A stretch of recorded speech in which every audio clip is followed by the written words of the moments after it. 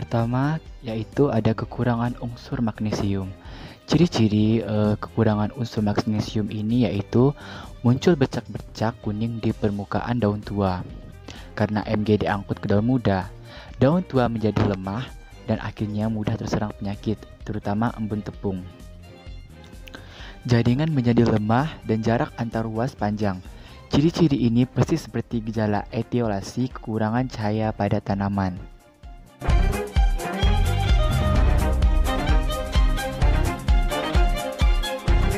Yang kedua yaitu kekurangan unsur besi. Gejala klorofis dan daun menguning atau nekrosa. Daun muda tampak putih karena kekurangan klorofil. Pertumbuhan tanaman terhambat, daun berguguran mati pucuk, tulang daun yang berwarna hijau berubah kekuningan, kemudian memutih. Pertumbuhan tanaman seolah mati.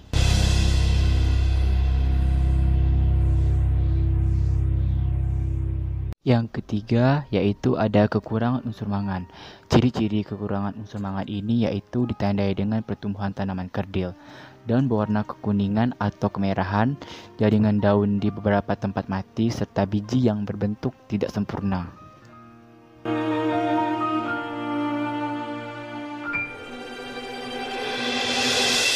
Yang keempat yaitu kekurangan natrium. Pada tanaman yang kekurangan natrium ini biasanya dicirikan dengan tanaman yang kurus, batang tanaman yang lemah, dan juga daun yang menguning.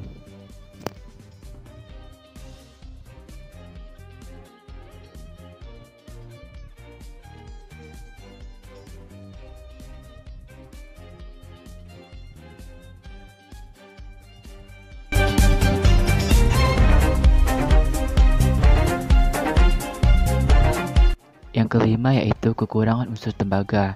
Ini ditandai dengan daun berwarna hijau, tunas daun menguncup, dan tumbuh kecil. Pertumbuhan bunga yang terhambat, ujung daun layu secara tidak merata, terdapat bercak-bercak kuning pada daun. Sekian yang dapat saya jelaskan mengenai tentang kekurangan unsur hara pada tanaman.